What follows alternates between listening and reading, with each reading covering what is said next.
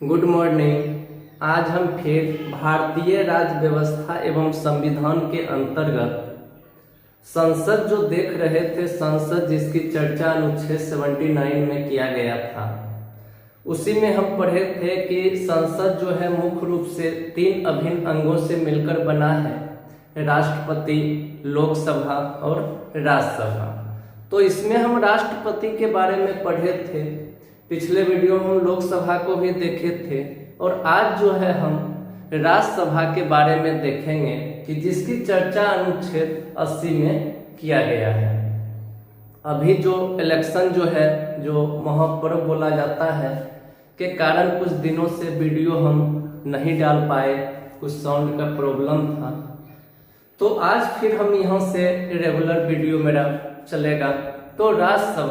तो राज्यसभा के बारे में हम पढ़ेंगे कि राज्यसभा होता क्या है, इसमें कौन कौन से भाग लेते हैं, इनकी क्या संरचना है, क्या अर्हताएं हैं, इनकी कार्यकाल क्या होती है, किस प्रकार मतदान किया जाता है, इन सब के बारे में हम आज इस वीडियो में देखेंगे।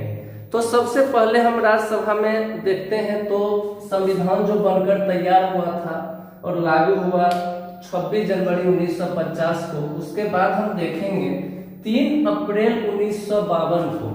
किसको देखेंगे? आज हम राज्यसभा की बात करते हैं, इसमें देखेंगे इसके कुल 3 अप्रैल 1952 को इसका गठन किया गया था, राज्यसभा का गठन। तो इसको भी हम ध्यान रखेंगे कि 3 अप्रैल 1952 को राज्यसभा का गठन किया गया था, और उसके बाद पढ़ेंगे 13 मई 1952 को पहली बैठक, 13 मई 1952 को पहली बैठक हुई। इस 2 पॉइंट को ध्यान रखेंगे। राज्यसभा का गठन गठित कब किया गया? 3 अप्रैल 1952 को, और 13 मई 1952 को पहली बैठक हुआ था। तो इसमें हम मुख्य पॉइंट को पहले राज्यसभा को समझते हैं कि राज्यसभा का जो होते हैं, राज्यसभा के सदस्य जो है वह राज्यों का प्रतिनिधित्व करते हैं। किसका प्रतिनिधित्व करेंगे? राज्यों का। यह राज्यसभा के सदस्य प्रतिनिधित्व करते हैं किसका? राज्यों का। और राज्यों का कहने का मतलब है यहाँ राज्य प्लस केंद्र शासित प्रदेश, यही दोनों मिलाकर के राज्य प्लस केंद्र शासित प्रदेश, जिसमें हम पढ़ेंगे दिल्ली और पांडुचेरी में विधानसभा है, और वहां से भी राज्यसभा के सदस्य चुन करके आते हैं। इसके बाद हम देखते हैं इसके बारे में 2 चीज मुख्य पॉइंट कि इसे उच्च सदन, कौन सा सदन बोला जाता है? उच्च सदन, अपर हाउस, इसे उच्च सदन भी बोला जाता है। दूसरा हम देखेंगे इसे परमानेंट हाउस भी बोला जाता है, यानी इसका अस्थाई सदन, इसका कभी विघटन नहीं होता है, अस्थाई सदन।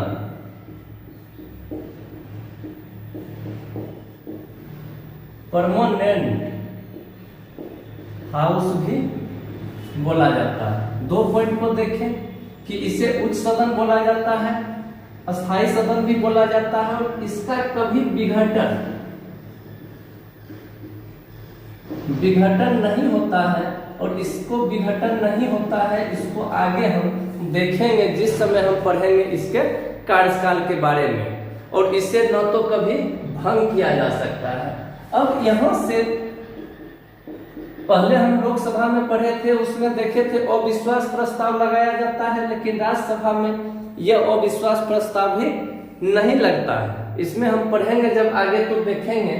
और इसके बाद जो आगे आते हैं, इसमें मुख्य रूप से हमें 3 पॉइंट को देखना है कि राज्यसभा जो अनुच्छेद 80 की बात करते हैं, इसकी संरचना क्या है। तो सबसे पहले हम देखेंगे संरचना, और फिर पढ़ेंगे उनके अधिकारी के बारे में। तो संरचना की जब हम बात करते हैं तो सबसे पहले देखते हैं कि राज्यसभा में सीटों की संख्या कितनी है। तो अधिकतम सीट यहाँ पे, अधिकतम सीट की संख्या कितनी है? 250। तो इस 250 को भी हम दो भाग में देखेंगे। एक तो देखेंगे जो निर्वाचित होकर के आएंगे, निर्वाचित, और इसकी संख्या है आपको 238, और 12 जो है यह मनोनीत। 12 क्या है? मनोनीत। इसको कौन मनोनीत करते हैं? राष्ट्रपति। यानी 238 जो है निर्वाचित होकर आते हैं, कहां से? तो यह राज्य प्लस केंद्र शासित प्रदेश से, और 12 मनोनीत किए जाते हैं। ये तो अधिकतम सीटों की संख्या हो गई। और अब हम देखते हैं इसमें वर्तमान में सीटों की संख्या कितनी है।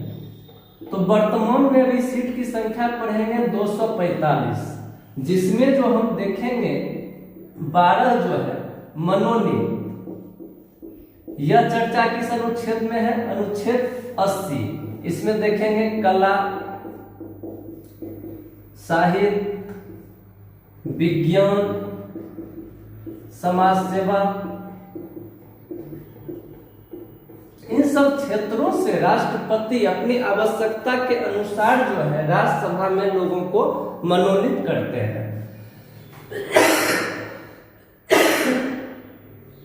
और इसके बाद हम फिर यहां से देखते हैं 245 में से 233, और इस 233 को भी हम दो भागों में बांट देंगे। इसमें से जो है 229 वर्तमान में राज्यों से प्लस 4 जो है यह जो है केंद्र शासित प्रदेश। इसमें याद रखेंगे कहां से? दिल्ली प्लस पांडुचेरी। तो इसको हम समझ गए कि वर्तमान में जो है राज्यसभा की सीटों की संख्या कितनी है? 245 है, जिसमें से 12 मनोनीत होकर आते हैं, और 233 जो है वह निर्वाचित होकर के इसमें आते हैं और इसमें भाग लेते हैं। अब इसके बाद यहां से हम देखेंगे चुनाव की प्रक्रिया, कि चुनाव कैसे होता है। तो चुनाव की जब बात करेंगे तो इसमें देखेंगे चुनाव जो है वह अप्रत्यक्ष रूप से होता है, अप्रत्यक्ष रूप से। इससे पहले हम लोकसभा में पढ़े थे, तो लोकसभा में देखे कि जो भी भारत की जनता वयस्क मताधिकार 18 वर्ष जिसका न्यूनतम उम्र पूर्ण गया हो वह मतदान में भाग लेते हैं। वहां पर हम पढ़े कि प्रत्यक्ष रूप से मतदान में, लोकसभा में प्रत्यक्ष रूप से यहाँ की जनता भाग लेती है। लेकिन जब राज्यसभा की बात करेंगे तो इसमें प्रत्यक्ष रूप से जो है यहाँ की जनता भाग नहीं लेती है। हमारे द्वारा, यहाँ की जनता के द्वारा चुने गए प्रतिनिधियों के माध्यम से राज्यसभा के सदस्यों का निर्वाचन होता है। यानी जब हम विधानसभा पढ़ेंगे तो विधानसभा में देखते हैं कि हम जो है प्रत्यक्ष रूप से चुनाव में भाग लेते हैं, और वही प्रत्यक्ष रूप से जो सदस्य यहाँ से चुनकर जाते हैं वह उनका चुनाव राज्यसभा के सदस्यों का चुनाव करके राज्यसभा में भेजते हैं। तो इसमें हम देखेंगे कि अलग अलग राज्यों से जो है राज्यसभा के सीटों की संख्या अलग अलग है, जिसको हम एक अलग ग्राफ में देखेंगे। तो चुनाव में क्या हो गया कि अप्रत्यक्ष पद्धति द्वारा होता है, अप्रत्यक्ष चुनाव, एकल पद्धति,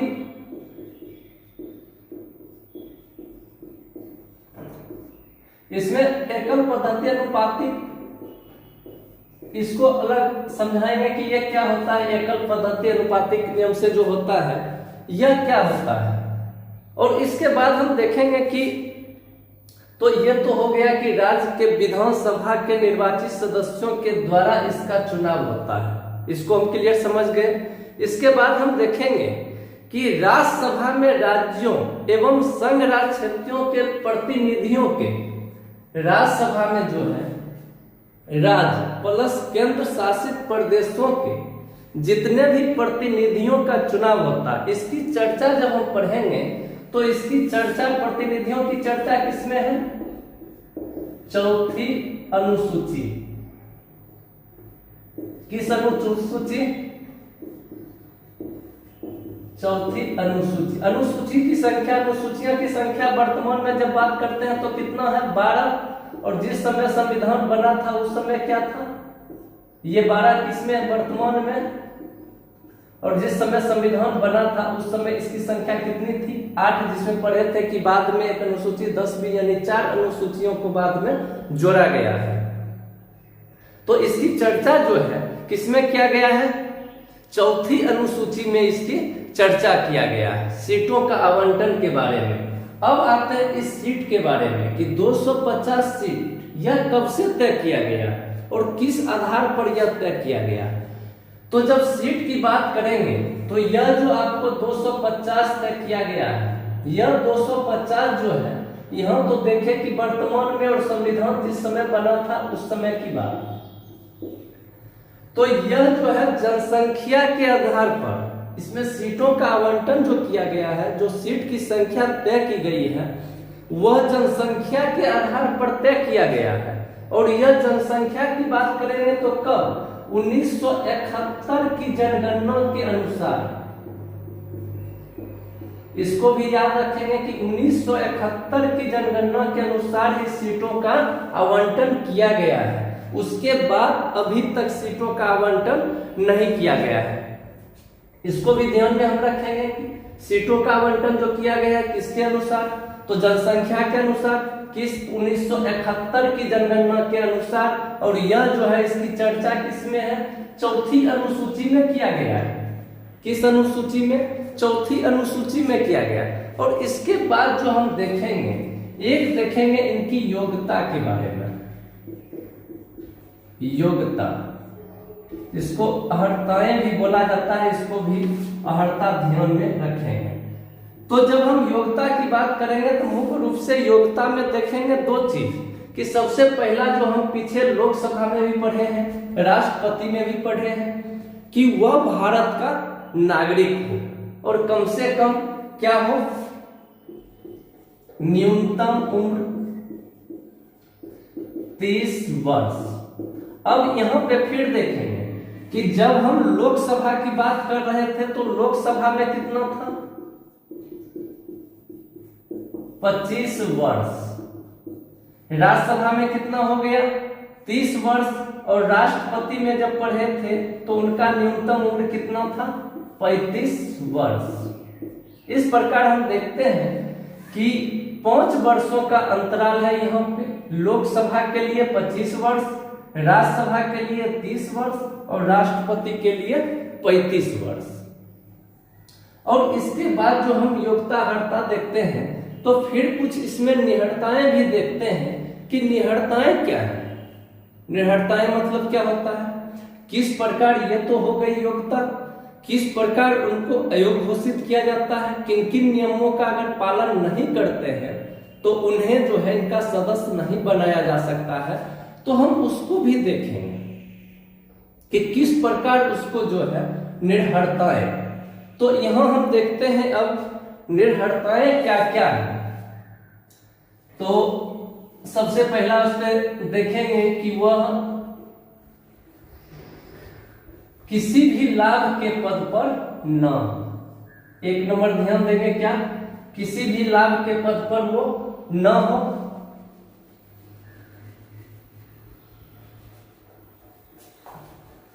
दूसरा क्या ध्यान देंगे कि वह दिवालिया घोषित न हो।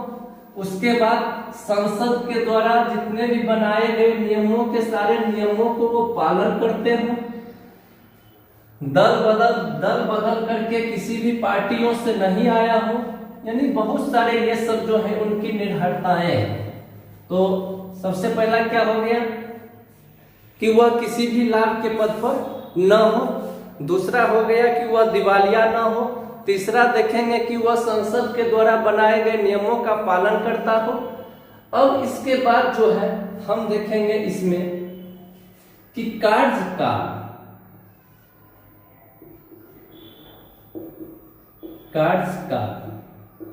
तो राष्ट्रपति का पढ़े थे तो उसमें भी पढ़े थे कि कार्यकाल इनका कितना होता है? 5 वर्षों का राष्ट्रपति में। लोकसभा में भी देखे कि लोकसभा का कार्यकाल कितना? 5 वर्षों का। लेकिन बीच में भी उसमें राष्ट्रपति जो है उसको क्या भी सकते हैं, उस पर जो है भंग भी किया जा सकता है। लेकिन अब जो हम राज्यसभा की बात करते हैं इसका कार्यकाल कितना है? 6 वर्ष। दूसरा इसमें क्या है कि कार्यकाल के बाद 6 वर्ष और प्रत्येक 2 वर्ष में 1/3 जो है सेवानिवृत्त होते हैं, निवृत्त होते हैं। और शुरू में ही देखें कि इसका कभी भी विघटन, भंग नहीं किया जा सकता।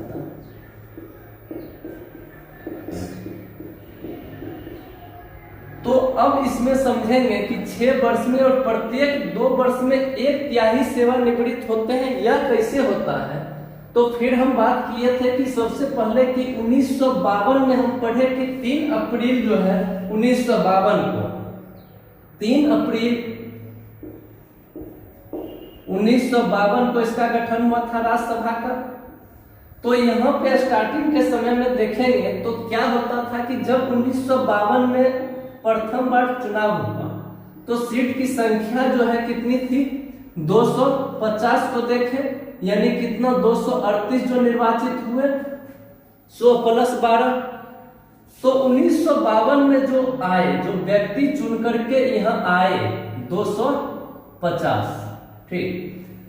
और फिर 1954 और 1956 3 अलग अलग समयों की बात करेंगे। तो यहाँ पे क्या हुआ था कि लॉटरी के नियम से, स्टार्टिंग में शुरुआत के दिनों में लॉटरी के नियम से लॉटरी लगाया गया और उसमें से 1/3 को क्या किया गया? सेवानिवृत्त। फिर उसके बाद 1956 में लॉटरी लगाया गया और उसके माध्यम से 1/3 को सेवानिवृत्त। अब क्या हुआ कि फिर जब 1958 जब आएगा, यह जो सीट खाली हुआ है इसके लिए फिर आगे क्या होगा? चुनाव होगा 1958-60। तो इस प्रकार शुरू के दिनों में परेशानी और उसके बाद जो है 2 साल के अंतराल में चुनाव, और वर्तमान में देखेंगे कि 20 में भी 58 सीटों के लिए चुनाव हुआ था। तो इस प्रकार लॉटरी के माध्यम से शुरुआत के दिनों में देखें और 2, 2, 4 और यहाँ पे आके का 6 वर्ष पूरा हो जाता है सबका ये कार्यकाल, यहाँ पे ये समान। तो यहाँ जो फिर ये सीट खाली हुआ इसके लिए 1960 में फिर क्या होगा? चुनाव होगा, फिर इसके लिए आगे, और इस प्रकार जो है यह कभी भी सीट रिक्त नहीं रहता है। इसको समझ गए होंगे कि किस प्रकार। तो शुरू के दिनों में लॉटरी हुआ 2 बार और उसके बाद जो है चुनाव लगातार होना शुरू हो गया। कितने दिनों पर? 2 वर्षों पे। तो इसका कभी भी विघटन या भंग नहीं किया जा सकता। तो इसमें हम इसके कार्यकाल को समझें कि कार्यकाल कितने दिनों का होता है? 6 वर्षों का होता है।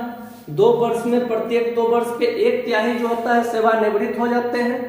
और इसके बाद हम यहां से देखेंगे कि राज्यसभा के अधिकारी, राज्यसभा के अधिकारी, तो राज्यसभा के अधिकारी में हम 3 अधिकारियों के बारे में हम देखेंगे। तो पहला हम देखेंगे इसमें किनके बारे में? सभापति। तो सभापति की जब बात करेंगे तो इसमें देखेंगे कि राज्यसभा में जो जो अधिकारी होते हैं वो सभापति बोला जाता है।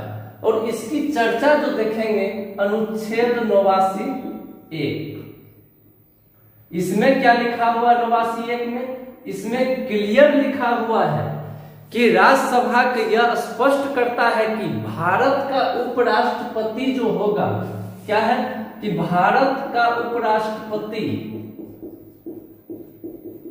बहुत बार एग्जाम में पूछा गया, भारत का उपराष्ट्रपति राज्यसभा का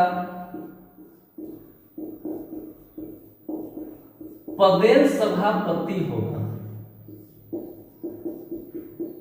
किस अनुच्छेद में? 89(1) में लिखा गया है कि भारत का उपराष्ट्रपति जो है राज्यसभा का पदेन सभापति होगा।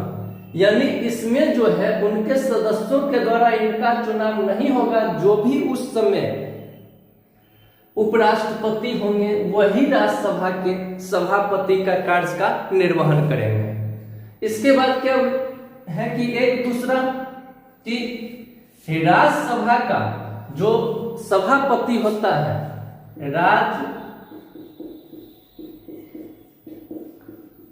सभापति वह राज्यसभा का सदस्य नहीं होता है। यह भी पूछा हुआ है कि कौन सा ऐसा सदन है जिसके सदस्य उसके अधिकारी नहीं होते हैं। तो राज्यसभा का सदस्य उसके अधिकारी नहीं होते हैं, उनके सभापति कौन होते हैं? उपराष्ट्रपति होते हैं। और इसके बाद हम फिर देखेंगे कि जो ही उपराष्ट्रपति राज्यसभा का सदस्य है तो यह क्वेश्चन एक घुमाकर पूछ देता है कि राज्यसभा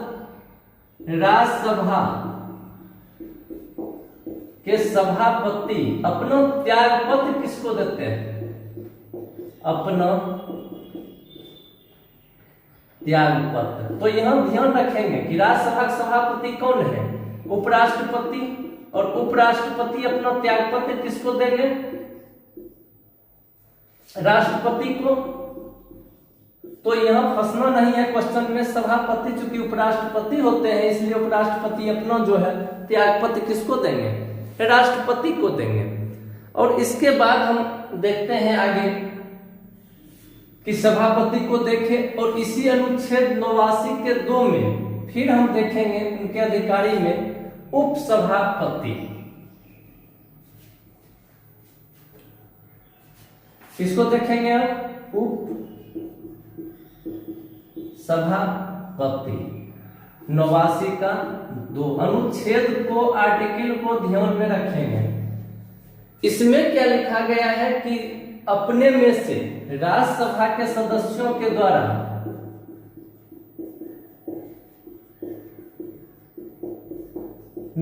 अपने में से एक का चुनाव करेंगे। किसके लिए? उपसभापति के लिए। राज्यसभा का दायित्व होता है कि वह अपने में से एक व्यक्ति को उपसभापति के रूप में चुने। तो इससे पहले तो हम सभापति तो वर्तमान की अगर बात करेंगे तो एक ध्यान रखेंगे कि वर्तमान में भी सभापति और उपसभापति, तो सभापति कौन होंगे? उपराष्ट्रपति कौन है? तो एम वेंकैया नायडू।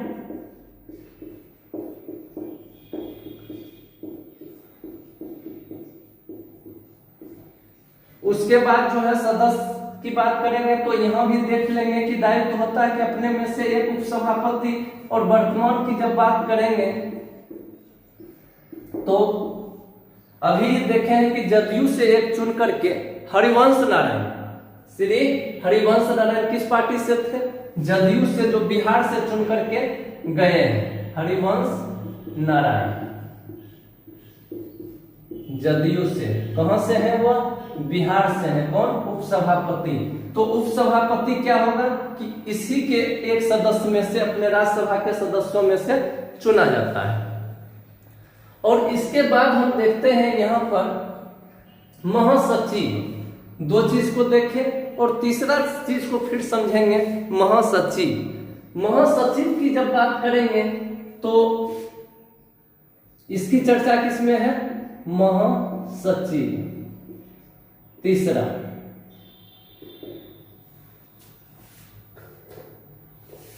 महासचिव। महासचिव सभी जगह देखते हैं, केंद्र में भी और राज्य में भी एक चीज कि एक सचिवालय होता है। और सचिवालय में जो है सभी विभागों के, अलग अलग विभागों के अधिकारी वहां पे रहते हैं। तो किसकी बात करेंगे? महासचिव।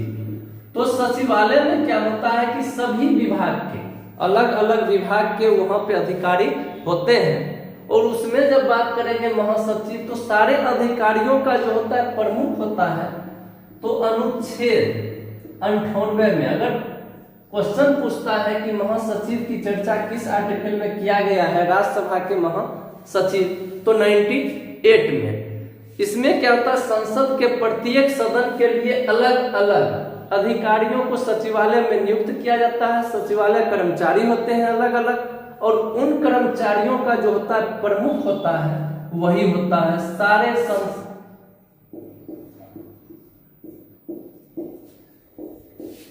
सचिवालय के कर्मचारियों का प्रमुख।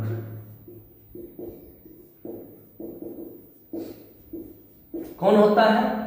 प्रमुख महासचिव। ये महासचिव होते हैं। किनके? संसद के सचिवालय कर्मचारियों के प्रमुख कौन होते हैं? महासचिव। अब इसमें देखेंगे कि वर्तमान की जब बात करेंगे तो एक ध्यान देंगे कि अभी महासचिव जो वर्तमान में कौन है, तो श्री देशदीपक वर्मा वर्तमान में।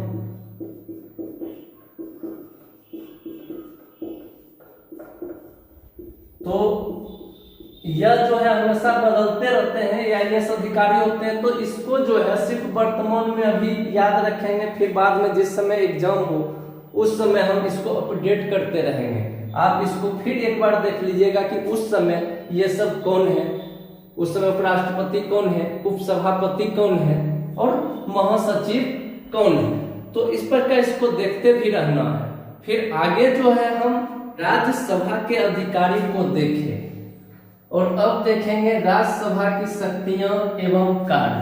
तो अधिकारी के बारे में तो देख लिए, मुख्य रूप से 3 अधिकारी को देखें, उनके सभापति, उपसभापति और महासचिव।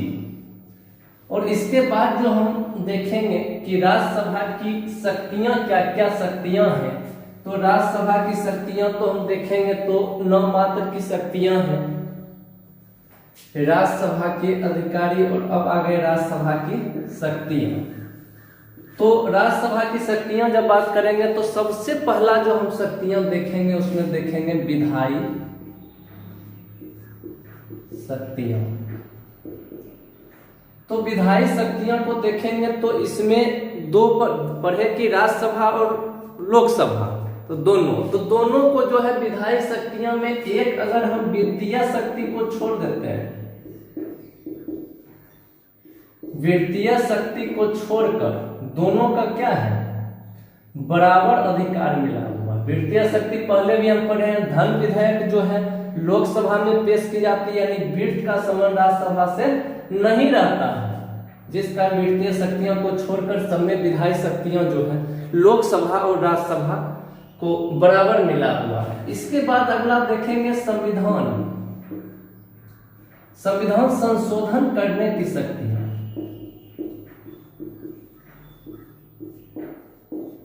संशोधन करने की शक्ति। तो संविधान संशोधन करने की शक्ति जब देखेंगे तो इसमें क्या होता है कि इसमें भी जब पढ़ेंगे तो दोनों, तो जिसमें कुल दोनों को बराबर मिला हुआ है। तो राज्यसभा में देखेंगे कि जितने भी सदस्य हैं, जो भी मतदान करने वाले सदस्य हैं, उनमें से कुल बहुमत या मतदान में भाग लेने वाले कुल या तो कुल बहुमत होना चाहिए, तो या मतदान में भाग लेने वाले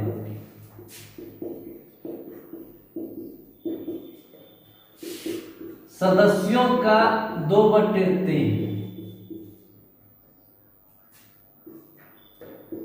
बहुमत से पारित। चूंकि संविधान संशोधन किसी भी सदन में आता है तो सदन के लिए क्या होना चाहिए कि राज्यसभा जैसे जितने भी लोग मतदान करने सदस्य हैं मतदान करने के लिए, उसके 2/3 सदस्यों की बहुमत से वह जो है विधेयक पारित होना चाहिए, तभी वह फिर लोकसभा में जाएगा, तथा यहीं पे रुक जाएगा। या तो कुल बहुमत होना चाहिए, या नहीं तो जितना लोग मत गिराते हैं उसके 2/3 से पारित हुआ होना चाहिए। और उसके बाद फिर हम देखते हैं वित्तीय शक्ति। विधायी हो गया संविधान, वित्तीय शक्ति। इसमें क्या है कि वित्तीय शक्ति में तो पहले ही देखे कि इसमें इसका अधिकार नहीं है, तो यह सिर्फ सुझाव दे सकता है, सुझाव दे सकता है, लेकिन लोकसभा उससे मानने के लिए बाध्य नहीं है। सिर्फ सुझाव देना कम होता है, और नहीं तो 14 दिन तक अपने पास वह रोक सकता है इस विधेयक को, लेकिन इसको कैंसिल नहीं कर सकता, सिर्फ रोक सकता है, विचार विमर्श कर सकता है, फिर उसे बात नहीं है। लोकसभा इसकी बात को मानने के लिए बात नहीं है। और उसके बाद बात करेंगे कार्यपालिका शक्ति। तो कार्यपालिका शक्ति में देखेंगे कि सिर्फ 9 मात्र का कार्यपालिका शक्ति है। अब इसके लिए देखेंगे कि 2 विशेष शक्तियों को पढ़ेंगे। जो मुख्य रूप से 2 विशेष शक्तियां जो मिला है, यह राज्यसभा को भी मिला हुआ है। तो एक विशेष शक्तियां क्या है कि कोई भी विषय, तो विषय में सबसे पहले हम ध्यान दे देते हैं कि एक अनुच्छेद आर्टिकल 246 अनुच्छेद 246 को देखेंगे। इसमें क्या है कि भारत में जो है 3 प्रकार की सूचियां जो बंटवारा किया गया, शक्ति का पृथक्करण जो पढ़ते हैं वह जो किया गया है 3 प्रकार से किया गया है। 3 इसमें पढ़ेंगे। एक सबसे पहला पढ़ेंगे संघ सूची, इसकी चर्चा किसमें है तो आर्टिकल 246 में। दूसरा पढ़ेंगे संघ सूची, राष्ट्र सूची, और तीसरा पढ़ेंगे हम समवर्ती सूची। इसका डिटेल्स हम अलग देखेंगे, अभी कुछ देख लेते हैं। तो इसमें जब संघ सूची की बात करेंगे वर्तमान में, तो उस समय जिस समय संविधान था, इसमें विषय की संख्या कितनी थी 97। किस समय संविधान जब बना था समय। लेकिन जब इसी में बात करेंगे वर्तमान की, तो वर्तमान में देखेंगे अभी 100 है। ठीक, संविधान जिस समय बना उस समय कितना विषय पर था संघ सूची में 97, और वर्तमान में बात करेंगे तो 100। और जब राष्ट्र सूची पर देखेंगे जिस समय संविधान बना उस समय 66, और वर्तमान में देखेंगे 61 विषय। फिर समवर्ती सूची में देखेंगे कि संविधान बनता 47 और अभी जो है 52 विषय। ये सब क्या है, इतने विषयों पर कानून बनाने का जो है अधिकार मिला हुआ है किसको। संघ सूची पर सिर्फ केंद्र बना सकता है, इस पर राष्ट्र सूची पर राज्य बनाता है नियम, और समवर्ती पर जो है दोनों संघ प्लस राज्य। तो यहां जो हम बात कर रहे हैं कि अनुच्छेद 246 का, और पढ़ रहे हैं क्या राज्यसभा की शक्तियां के बारे में।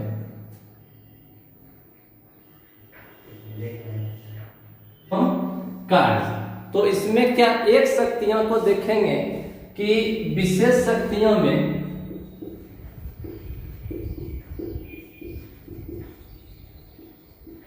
एक आर्टिकल को याद रखेंगे, अनुच्छेद 249। इसमें क्या होता है कि 249 में कि उपस्थित जितने भी लोग वहां उपस्थित रहते हैं, राज्यसभा के जितने भी सदस्य, उनके बहुमत या मतदान करने वाले सदस्यों के 2/3 बहुमत से अगर कोई भी राष्ट्र सूची के विषय पर बहुमत से, किसके बहुमत से, मतदान या उपस्थित राज्यसभा के सदस्यों के 2/3 बहुमत से कोई भी राष्ट्र सूची के विषय पर अगर वह विषय जो है राष्ट्रीय महत्व घोषित कर दिया जाता है, यानी राष्ट्र के लिए, पूरे राष्ट्र के लिए यह नियम जो है, विधेयक जो है पारित करने की बहुमत सिद्ध कर देता है कौन, राज्यसभा, तो उस पर जो है लोकसभा जो है विधेयक बनाने के लिए, कानून बनाने की शक्ति जो है उसे प्राप्त हो जाता है, किसे, लोकसभा को।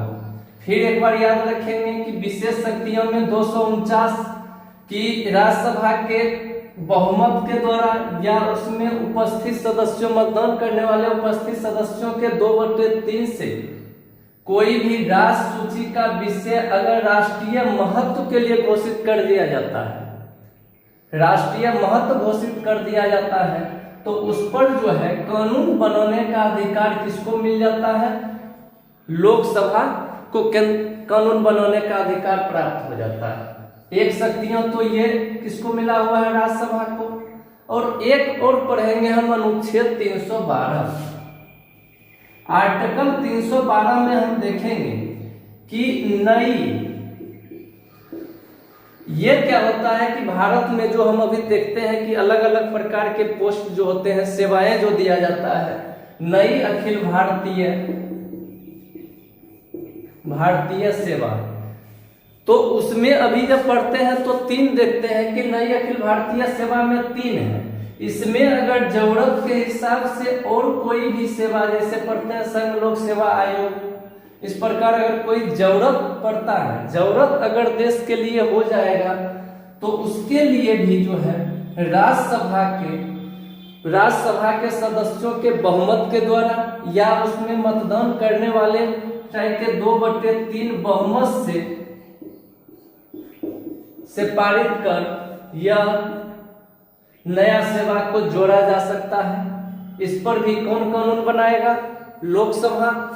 तो इस प्रकार हम देखें कि 3 संघ सूची, राज्य सूची और संवर्ती सूची, तो 2 विशेष जो है शक्तियां 312 अनुच्छेद 249, इसको भी हम ध्यान में रखेंगे कि अगर क्वेश्चन पूछता है कि नई अखिल भारतीय सेवा को लाने के लिए राज्यसभा के द्वारा मनोनीत होना जरूरत है या नहीं, तो राज्यसभा में बहुमत से पारित होना, पारित होना जरूरत पड़ता है। कितने बहुमत से?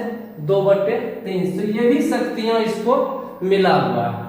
तो इस प्रकार हम देखें कि संरचना को देखें, राज्यसभा के अधिकारी को देखें, उनकी शक्तियां एवं उनके कार्य को देखें, और इसके बाद जो है लोकसभा और राज्यसभा दोनों को मिक्स करके एक जो है वीडियो बनाया जाएगा। थैंक यू, धन्यवाद।